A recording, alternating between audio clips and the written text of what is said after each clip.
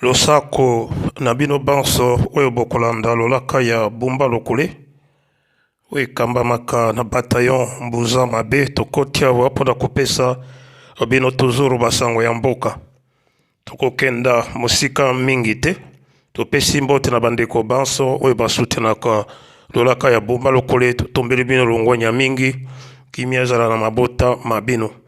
Tobosani te bandeko na biso ya mapinga oyo lobelaka makama na bango mikolo miso. Toyebi ke bazali kote ya nord pe ya sidi Kivu epai nini bazali kobeta monguna pe kobatela mabele na biso. Topesi bango longonya mingi. Bandeko, lelo ezali session ya Nations Unies. Ba président ebele ya mokili mobimba bakozala kuna. Ezala président na biso ya RDC Congo Zaire Antoine Félix Tshilombo akozwa maloba kuna. Yepe akoloba bakonzi ebele ya mikili mosusu pe bakoloba kuna. Moto na moto akolobela maloba u makambo ya mboka na ye. Yango biso tokoti awa na kati ya lolaka ya bumba lokole po tokoka kosala lokola enlever des rideaux. Nakanisi ke bino banso bolandaki makambo maso oyo ezali koleka, surtout entretien oyo secrétaire des Nations Unies asalaki yango. Alobeli makambo ebele, alobeli makambo ya Ukraine, alobeli makambo ya Iran, alobeli makambo ya Chine pe ayeko sukisa na makambo na biso ya mboka na biso Congo RDC. Nakanisi ke avato kota na mozindo tokotiela bino mwa parti oyo concernant mboka na biso ndenge azali koloba. Après ça tokokota to développer mwa muke pe tokanga émission na biso tokotiela bino bolanda yango. Du Congo-Kinshasa, les populations manifestent contre les casques bleus de la MONUSCO parce qu'elles accusent ces casques bleus de ne pas les protéger contre les rebelles. Il y a eu des manifestations meurtrières au mois de juillet. Est-ce que vous allez envisager un départ anticipé de ces casques bleus avant la date de 2024 et peut-être même avant la présidentielle de la fin 2023 comme vous le demandent plusieurs autorités? Il y a un programme de réduction progressive de la force qui est accordé avec le gouvernement, mais parlons franchement.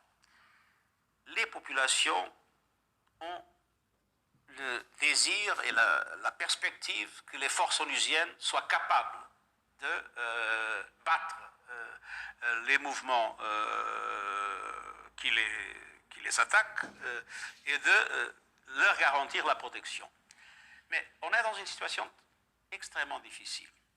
Vous voyez, l'M23. L'M23 a été, comme vous savez, la raison de ces dernières manifestations. Le fait que les Nations Unies ne sont pas capables de battre l'M23. La vérité, c'est que l'M23 aujourd'hui est une armée moderne, avec des équipements lourds qui sont plus perfectionnés que les équipements de la MONUSCO. Et viennent-ils du Rwanda, ces équipements ? Ils viennent de quelque part. Bon, vous semblez dire oui. Ils viennent de quelque part. De quelque part d'à côté. Ils ne sont pas nés dans la forêt. Ils viennent de quelque part. Alors,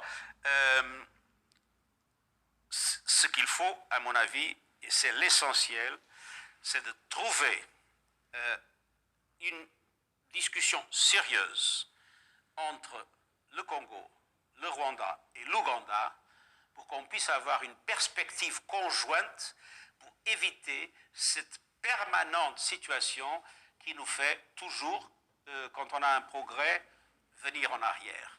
Il faut que ces pays se comprennent mutuellement et il faut que ces pays coopèrent effectivement pour la sécurité de l'Est du Congo et aussi pour les garanties de sécurité, il ne faut pas l'oublier, du Rwanda et de l'Ouganda. Il ne faut pas oublier que l'ADF est un mouvement originaire de l'Ouganda. Il ne faut pas oublier qu'il y a encore dans le Congo le FDLR, je ne sais pas comment on dit ça en français, qui est un mouvement sorti des génocidaires des Hutus. Alors, il y a des préoccupations de tous les pays. Il faut qu'ils s'entendent parce que penser qu'une force de maintien de la paix peut résoudre des problèmes. Quand il y a maintenant des forces militaires extrêmement bien armées, c'est impossible. Et les populations, naturellement, ne le comprennent pas et pour nous, c'est une énorme... D'ailleurs, c'est un problème général sur le futur des opérations de maintien de la paix. Les opérations de maintien de la paix étaient faites pour maintenir la paix. Mais maintenant, elles opèrent dans des situations où la paix n'existe pas. Et je crois que c'est une réflexion essentielle. Nous avons fait un certain nombre de réformes pour améliorer leur capacité, pour améliorer leur sécurité. Mais la vérité, c'est qu'il nous faut une réflexion profonde sur le futur du maintien de la paix dans des situations comme celle-là. Et moi, je suis entièrement favorable à qu'il y ait des forces d'imposition de la paix et de lutte antiterroriste, des forces africaines d'imposition de la paix et de lutte antiterroriste menées sous l'égide de l'Union africaine et financées par les contributions obligatoires du système des Nations Unies, comme les forces de maintien de la paix. Sans des forces africaines robustes d'imposition de la paix, je crois qu'on n'ira nulle part. Monsieur le secrétaire général, merci de nous avoir accordé cette interview et merci à vous de nous avoir suivis sur nos deux chaînes, France 24 et Radio France Internationale.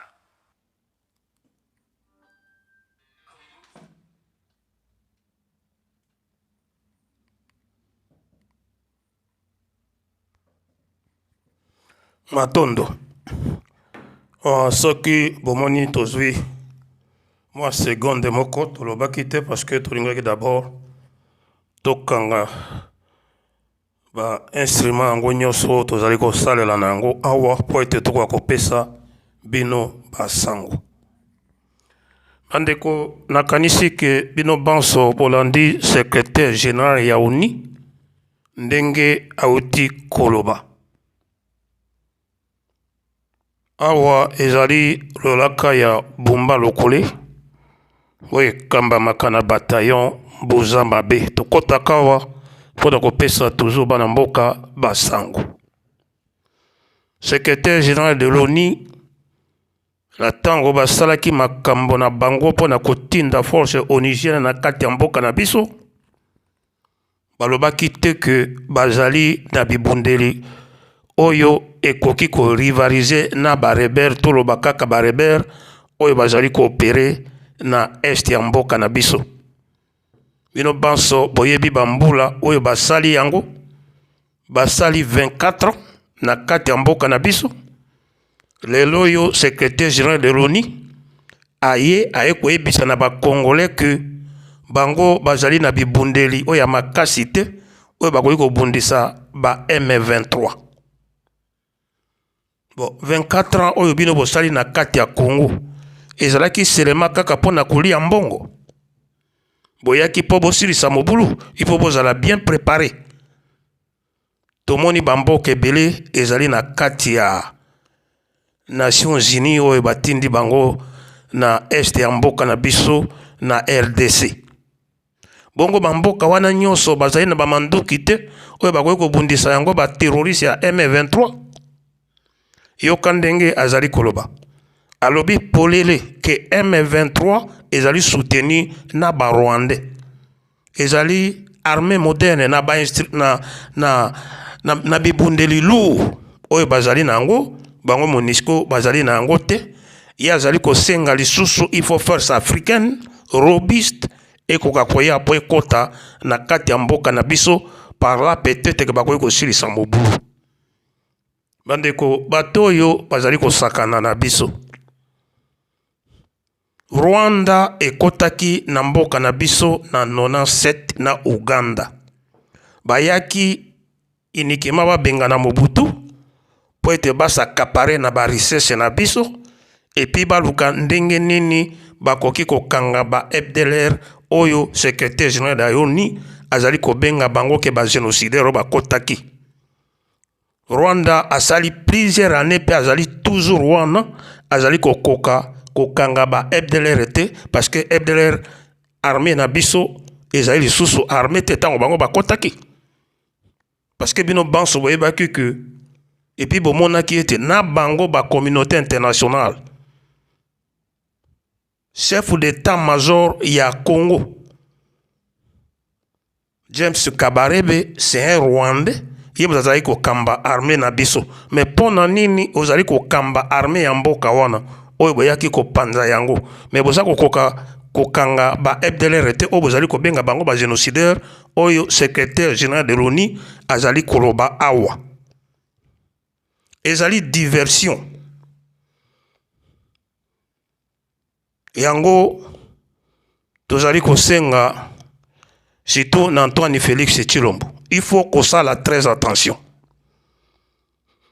Toyoki secrétaire général de l'ONU à l'Obi Rissoso, il faut négociation entre le Rwanda et l'Ouganda. Combien de fois Ouganda, Rwanda, basi ba melazaka ba force na bango ba force conjointe pour être ba ko bundisa batoyo bazali na kati ya est mboka na biso ezala ba ADF ezala bango ba M23. Mais pour nani ni basalaki makambo yo bakomaki nango na suka te parce que bango bazali ko contrôler mboka na biso. Tala makambo ya lokuta au secrétaire général de l'ONU azali koloba yango. C'est-à-dire que bazali ko se débarrasser na makambo ya Congo. Soko biso ba Congolais tozali kolanda bango bien te ezala kate que soko makambo ezali tolobako non biso tozali na communauté internationale non communauté internationale yango wana ezali na kati ya mboka na biso o to bengi bango MONUSCO balobi très bien que ba na bibundeli ya makasi te pour ba ko bundisa ba M23. Donc ba mi longoli na bango c'est à nous de prendre toute la responsabilité pour être tout ko battre la mboka na biso. Na Mali tango ba terroriste ba kotaki na Mali ba français ba kendeki ko sala recours kula ba sali 9 ans ba force ebele et c'est la même force ya Nations Unies et c'est la même force africaine et kotaki kuna. Mais tilelo makambo wana esila kate Mali ayeko beta loboko na mesa alobi ako continuer na ba aventure oyo te ezala ba français ezala force africaine ezala ba communauté internationale mosusu occident o batindaki ba force na bango bazali kokoka kosilisa mobulu na kati ya Mali te yango monaki ba Mali ba yiko sala deux coups d'état po ete bako akobima na makambo yo pardon ba beti loboko na mesa balobi soki tolandi bato yo tomoni lokola ke bato nde bazali ko entretenir ba terroriste babengaki Russie aye na lombangu aye kokota wana malgré que makambo ezali koleka sikoyo mais Mali esi ezui quand même kimia oyo bango bazali ko contrôler mboka na bango na soutien ya Russie.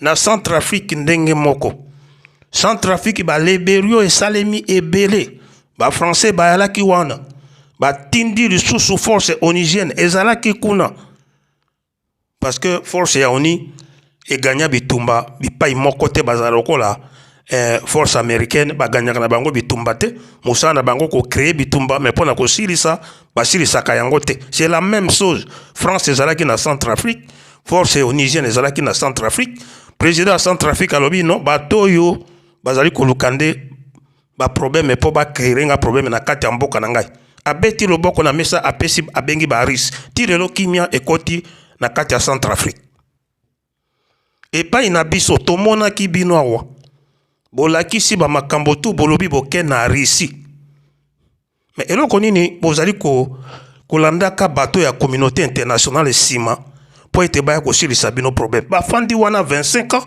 bazali kokoka kosilisa problème ete voilà sikoyo bazali kobenga M23 ezali force moderne na bibundeli ya makasi oyo bango bato ya ONU bazali na yango te mais bakoro oyo bino bosigné na baris mais pona nini ba militaire russe bazolinga kokota na action te bazali susuko préparer biso ba force mosusu ya Afrique po ete baya basala toujours na compte ya communauté internationale parce que baza koluka ndenge nyonso po ba bakaniser mboka na biso. nakanisi ke makambo ya Congolais il faut tofungola miso.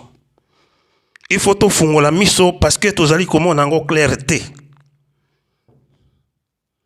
Ba force koyaka kaka na mboka na biso mikolo miso et puis toyebi te problème nini biso tosala po ete bato wana bayaka kokota na Congo kopanza Congo kopie Congo koboma ba Congolais.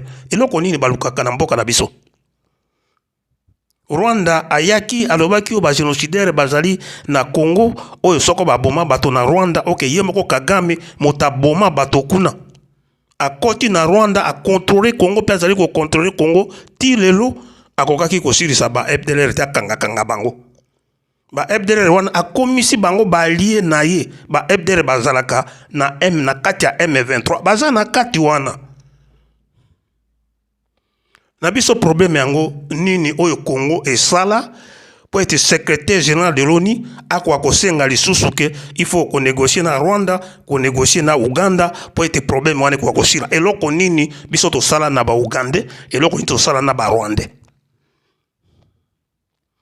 yango tozali kosenga na président de la République Congo ezali ko signer en blanc ba Congolais bazali ko soutenir makambo ezali ko sala soki okobeta kaloboko na mesa te okotisa bato bakoki ko aider Congo poto bima na makambo yo ndenge bino moko bolobaki ke bokendaki na Russie il faut bobenga Russie rapidement aya po ko tia kimia na kati ya mboka na biso tolo baga kaka te ko bazali wana déjà et bibundeli ezali wana déjà mais entre temps tozali komona eloko moko te